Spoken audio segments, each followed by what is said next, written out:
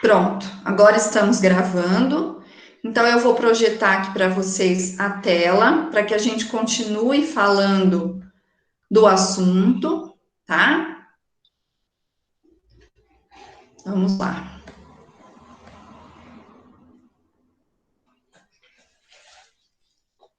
Tá dando para ver aí? Conseguiram visualizar? Sim? Sim.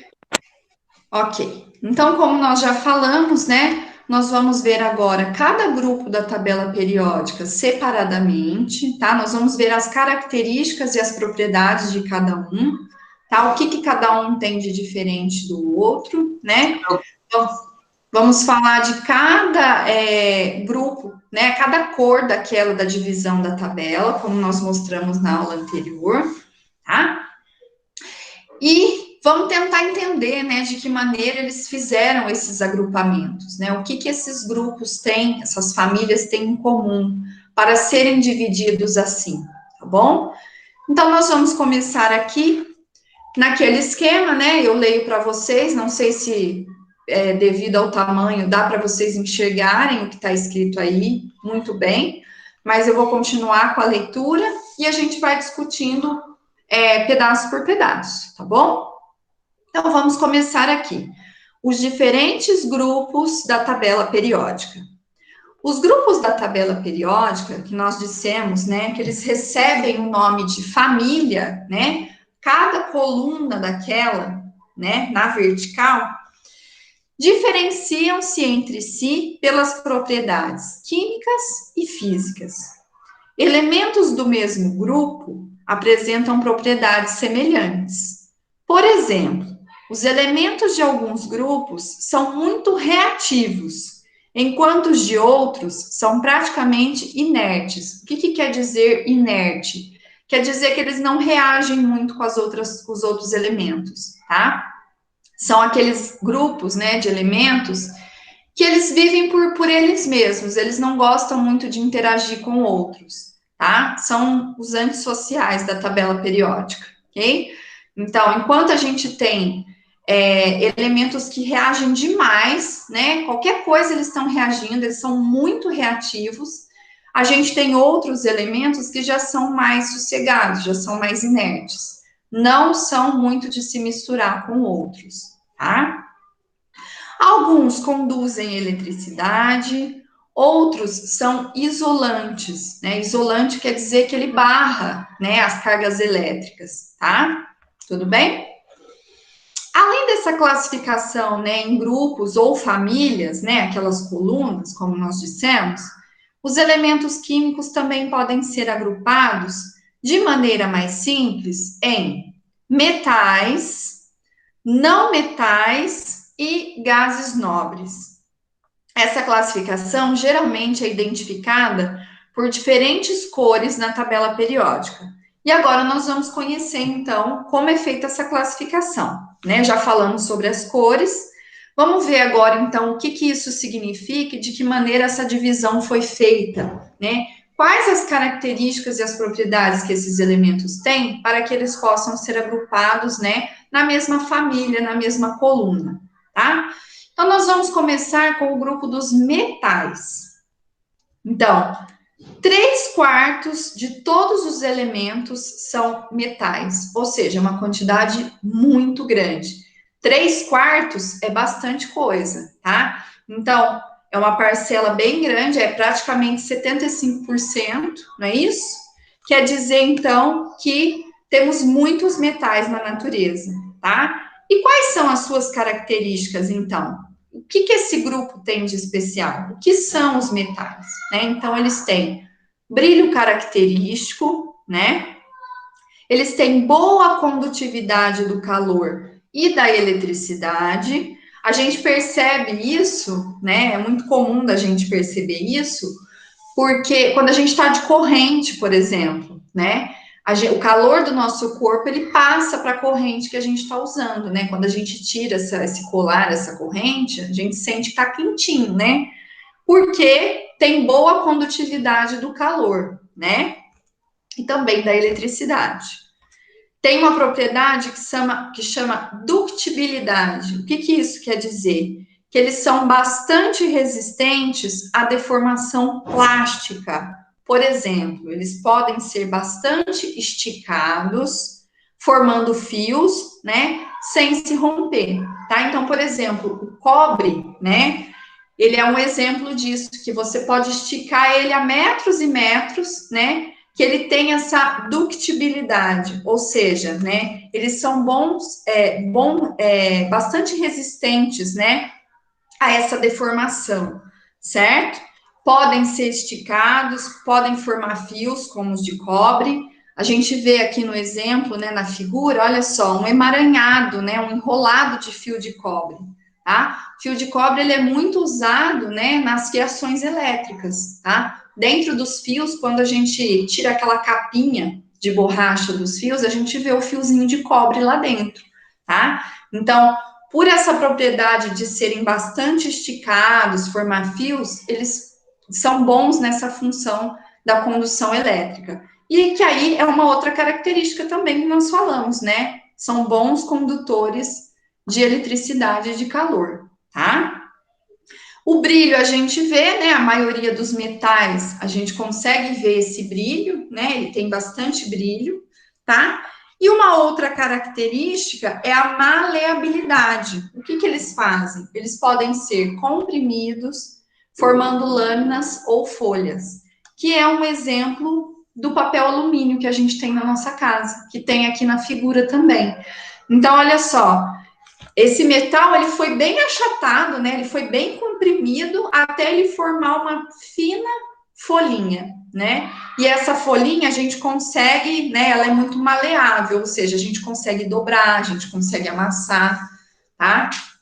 Tudo bem até aqui?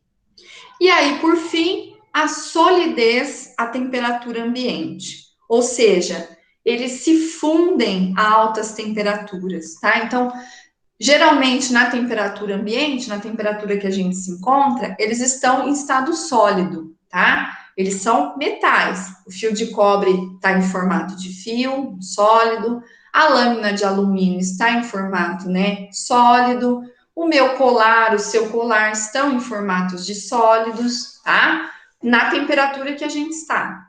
Mas eles também podem ser fundidos a alta temperatura, ou seja, eles podem ser derretidos com muita facilidade.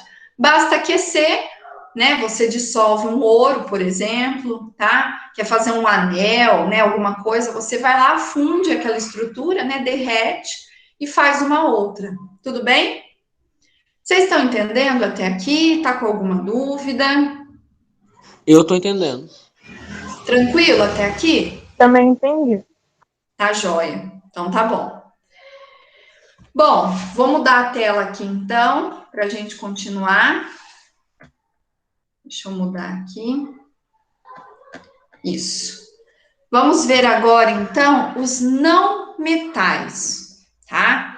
Vamos ver o que eles têm de diferente com relação aos metais, né? Então, embora seja difícil generalizar as propriedades dos não metais, por elas serem muito variadas, é possível fazer as seguintes afirmações sobre esses elementos. Então, o que eles são, né? São mal condutores de calor e de eletricidade. Então, já não serviria para fazer fios, por exemplo, na fiação elétrica, já que eles não conduzem muito bem a eletricidade, tá? Eles podem ser sólidos, líquidos ou gasosos à temperatura ambiente, então tem essa variação grande, ao contrário dos metais, que na temperatura ambiente eles estão em estado sólido, né? Você consegue pegar. Já os não metais têm muita variação. Alguns representantes ficam em estado sólido na temperatura ambiente, outros já estão em estado líquido na temperatura ambiente, e outros estão até em estado de gás, de vapor, tá? Então, é muito difícil, é muito variado, né? Não tem uma característica assim bem definida, tá? Que mais? Além disso, né? Eles são, em sua maioria, frágeis, tá? Então, o iodo é um exemplo, né? Ele forma escamas que se rompem facilmente. Então, o iodo, ele é constituinte das conchas do mar. Então, aquelas conchinhas, elas são, quando a gente vai à praia, né, a gente pega as conchas, você vê que elas são bem frágeis, né? Algumas são um pouco mais duras, né, na estrutura, outras já são bem quebradiças. Algumas você encontra, elas já estão até quebradas, né? Por quê? Porque são constituídos de sais e de iodo. E o iodo, por exemplo, né, ele forma essas escamas, né, da concha, que podem se quebrar facilmente, são extremamente frágeis, tá? Extremamente fininhas ao ponto de quebrar. Tudo bem? Um outro exemplo, né, uma outra característica é que apresentam temperatura de fusão e ebulição baixas, quando comparadas às dos metais. O que quer dizer temperatura de fusão e de ebulição? A temperatura de fusão é o mínimo de temperatura que aquele elemento precisa para derreter, tá? Para virar líquido. E a temperatura de ebulição é a menor temperatura que aquele elemento precisa para virar gás, tá?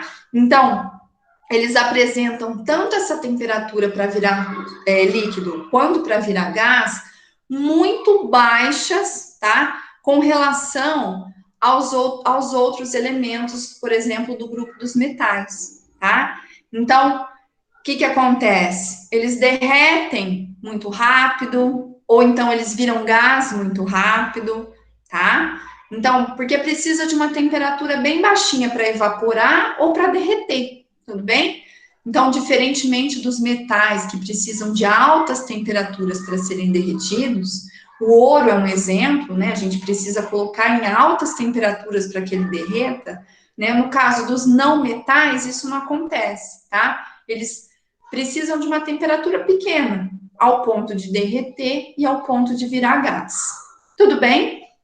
Vocês entenderam até aqui? Aham. Sim. Alguma dúvida até aqui? Não.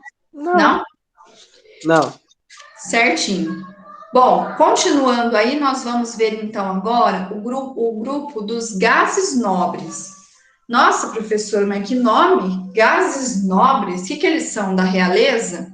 Mais ou menos, tá? Eles têm esse nome nobres, né? Porque eles são metidos mesmo, tá? Eles não gostam de se misturar com ninguém, tá? Então, lembra daquela característica que eu falei no início?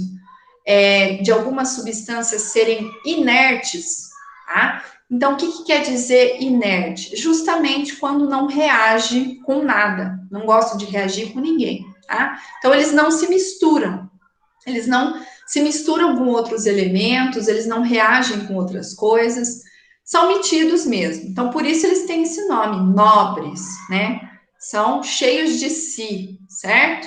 Tudo bem? Vocês não vão esquecer mais, né? Os tal dos gases nobres, tá? A gente tem um exemplo de gás nobre que é bem conhecido de vocês, tenho certeza, que é o hélio. Vocês conhecem o gás hélio? Famoso por deixar a gente com aquela vozinha fininha quando você inala. Alguém já fez essa brincadeira na vida ou já viu alguém fazendo? Hã? Eu nunca fiz, só vi em filme mesmo. Tá. Então, o hélio é um dos exemplos, tá? Ele é um gás assim, gás nobre, tá? Então, vamos ver qual a característica desses gases, então. Então, vamos lá. A maioria dos átomos é muito reativa, isto é, eles se combinam, eles reagem facilmente uns com os outros, eles formam grupos, né, diferentes, ligados quimicamente, ou seja, eles estão sempre interagindo, né? Mas não é comum encontrar átomos sozinhos, tá? Que não estão ligados a outro átomo no ambiente. Isso não é muito comum, tá? Porque ao se combinarem, eles ficam mais estáveis, eles se tornam menos reativos e dão origem a substâncias. No entanto, um grupo de elementos químicos que sempre são encontrados no estado gasoso, então eles são gases, lembra disso, tá? Não necessita estabelecer ligações para se estabilizar. São os chamados gases nobres, então são os metidos mesmo da tabela periódica, tá? é a tal história, né? Até nos elementos químicos da natureza, a gente precisa uns dos outros, né? Assim como nós, seres humanos, seres vivos, a gente precisa estar em interação, né, uns com os outros. Os elementos, eles também fazem isso, né? Como nós acabamos de ler, os átomos, eles fazem interações uns com os outros para se tornarem, né, mais estáveis, para, enfim, ficarem mais organizados, né, menos ou mais reativos com as outras substâncias. Mas tem esse grupo dos gases nobres que eles não precisam fazer isso. Eles são eles mesmos, não precisa reagir com ninguém, não precisa interagir, né, não precisa dar moral para ninguém mesmo na tabela. Então, eles são o que eles são, gases nobres, né, sempre no estado gasoso, e eles não interagem com ninguém, tá? Então, são inertes, como nós já falamos, não estabelecem ligações, nem reações, nem nada. Tudo bem? Vocês entenderam até aqui? Tranquilo? Tranquilo? Sim. Então, tá bom. E aí, então, nós vamos falar agora do hidrogênio, um caso à parte. Então, vamos ver o que tem de especial, né, com o hidrogênio, ao ponto dele ficar separado dos outros, né, dele não se enquadrar em grupo nenhum. Então, vamos ver. O hidrogênio, responsável por mais de 70% da massa do universo, é um caso especial na classificação dos grupos. Ele apresenta algumas características e propriedades semelhantes a dos elementos do grupo 17, que são os halogênios, e outras semelhantes a dos elementos do grupo 1, que são os metais alcalinos. Então, algumas coisas ele se parece com o grupo 17, com os elementos de lá, e algumas coisas ele se parece com os elementos do grupo 1. Então, tá? E aí, por esse motivo, embora esteja posicionado acima do grupo 1 em várias tabelas, ele não pertence a esse grupo, sendo classificado como um grupo à parte, tá? Então, o hidrogênio, como eu falei, ele tem propriedades que se parecem mais com os halogênios, né, lá do grupo 17, e ele tem propriedades que se parecem mais, né, com os metais alcalinos do grupo 1, da família 1. Mas, mesmo com essas características, ele foi separado num grupo só para ele. Então, na verdade, ele não tem, né, um grupo específico, ele é só ele, só hidrogênio, tá? Não está enquadrado em nenhum outro grupo da divisão da tabela periódica. Mas aí, então, aonde que enfiaram, né, professor, esse hidrogênio, tá? Ele foi colocado acima do primeiro elemento do grupo 1, tá? Então, ele é o primeiro elemento da tabela periódica, ele foi deixado lá, mas ele tem uma cor diferente do resto da tabela, justamente por não se enquadrar em nenhum espaço desse, né? Em nenhum grupo que se enquadre ele, que dê certo. Tudo bem? Certinho, pessoal?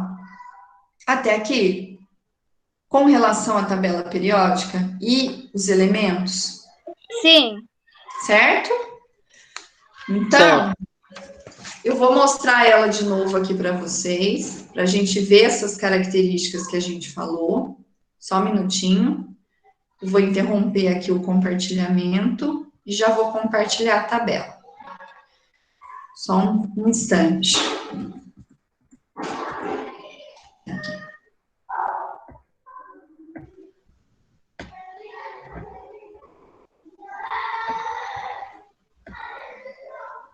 Aí. A imagem está meio ruinzinha, né? Como eu falei, é uma foto do livro, mas só para a gente ter uma ideia disso tudo que a gente falou. Apareceu aí para vocês?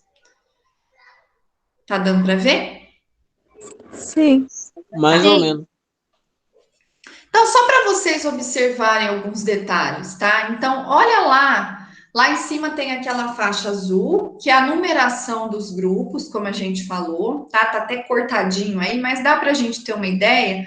Olha lá o grupo 1, o primeiro grupo lá da tabela. Olha o hidrogênio lá em cima. Olha ele lá. Ele tá na cor cinza, não é isso?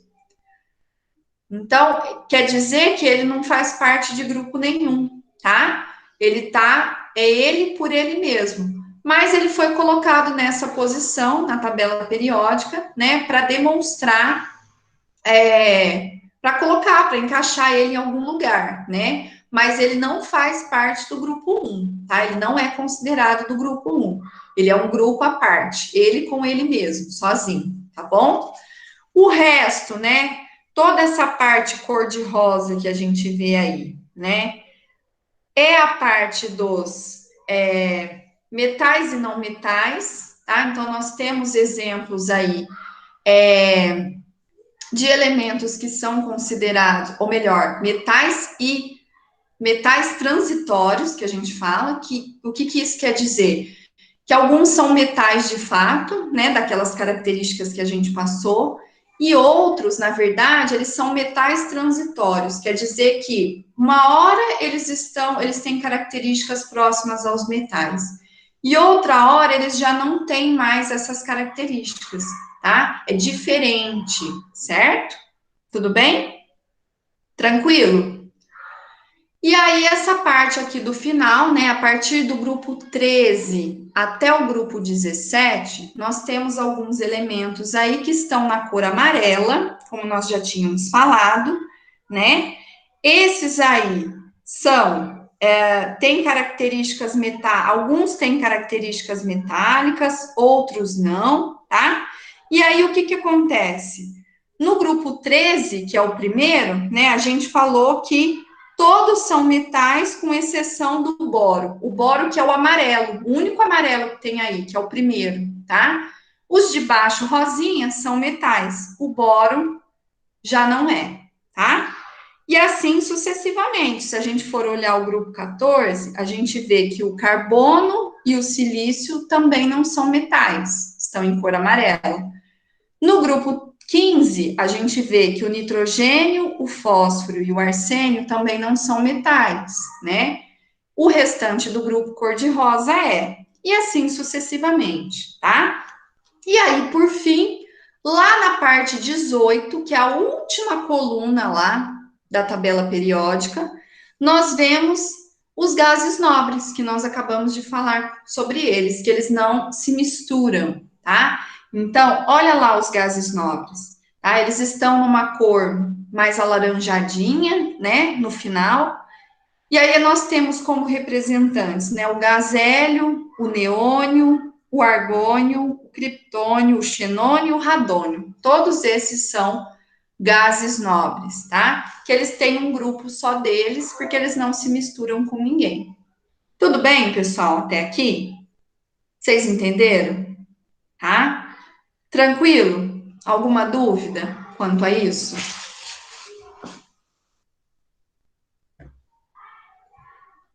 Não? Nenhuma dúvida. Então tá bom.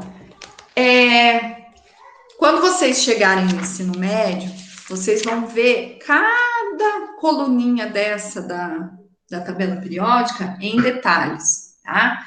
Aqui no ensino fundamental, a gente dá uma passada, né, dá uma introduzida para vocês conhecerem, para vocês entenderem como que funciona essa divisão, né, de que maneira isso foi feito, e vale até hoje, né, como eu falei, é a tabela mais atualizada que a gente tem. Nem sempre foi assim, né, porque ela sofreu transformações, né, ao longo do tempo. Outros elementos foram sendo descobertos, foram sendo estudados, foram sendo inseridos, né, na tabela. Então, por conta disso, né, ela não é a mesma desde o princípio, né, mas é a mais atual que a gente tem, tá? Pode ser que amanhã ou depois de amanhã novos elementos surjam aí, sejam descobertos na natureza, e aí os cientistas vão ter que inserir eles em algum lugar, né? Pelas suas características, pelas suas propriedades, tá? O que parece mais com o quê, aonde nós vamos encaixar, né? Tudo isso é um processo da ciência, né? A ciência não para, ela continua fazendo isso, tá bom? Então, essa passada nossa, né, no ensino fundamental pela tabela, ela é uma passagem breve, né? A gente fala um pouco sobre ela, mas quando vocês começarem, o ano que vem, tá? Vocês começarem a ter aula de química no ensino médio, vocês vão ter uma matéria só disso, né? Uma matéria só para isso. E aí tudo isso vai ser detalhado com bastante rigor, né? Vai ser feito cada grupo desse, vocês vão passar, vão entender os representantes, o que cada um representa, o que cada um significa, exemplificar, né, o que tem na natureza com esses elementos, tá? Porque alguns são bem, né, os nomes são bem estranhos para a gente, né? Principalmente para vocês que estão começando a aprender esses elementos agora. Então, tem uns elementos de nomes bem esquisitos. Vocês vão falar, nossa, mas aonde que tem isso, né? Aonde que descobriram isso? Então, quando chegar lá no ensino médio, isso aqui vai ser detalhado cada coisinha, cada pedacinho, tá bom? Aqui no ensino fundamental, a gente dá aquela base inicial, né? Como eu falei, o nono ano, ele começa a introduzir essas características para que vocês não cheguem lá o ano que vem no ensino médio e, nossa, nunca ouvi falar disso. Nunca ouvi falar de átomo, né? Não sei o que é elétron, não sei o que é próton, né? Então, para isso que a gente começa essa introdução nas ciências já no nono ano. Tá bom, pessoal? Vocês ficaram com alguma dúvida até aqui? Não. Tranquilo? Não. Tá bom. Então eu vou de novo projetar a tela para vocês. Nós temos aí mais 7 minutinhos de aula, tá? Nós vamos começar então a falar da combinação dos elementos químicos, né? De que maneira eles se combinam, né? Eles se arranjam formando as substâncias, tá? Porque, por exemplo, a gente sabe que a água, né, H2O, ela é uma combinação de dois elementos, que é o H é o hidrogênio e o O é o oxigênio, tá? Então, exemplo básico da água. Mas e as outras substâncias, tá? Quais são os elementos que a compõem? De que maneira elas são organizadas, tá? O que as compõe, né? Como que esses elementos eles se misturam para formar essas substâncias, né? Algumas delas são simples, que a gente fala que são substâncias arranjadas de forma simplificada, e outras delas já são compostas, já são umas substâncias mais arranjadas, né? Com mais elementos, certo? Então, nós vamos ver cada uma delas. Eu vou projetar aqui só um minutinho, vou colocar de novo aqui para vocês.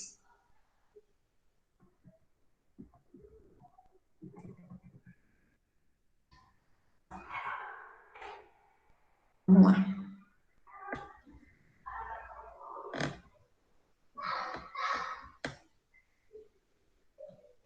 Aí.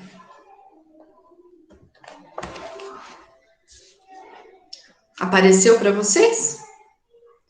Sim. Sim. Certinho. Então vamos lá, vou iniciar a leitura e a gente vai falando das substâncias. Então, substâncias puras são compostas de apenas um tipo de constituinte, um tipo de átomo ou de molécula, por exemplo.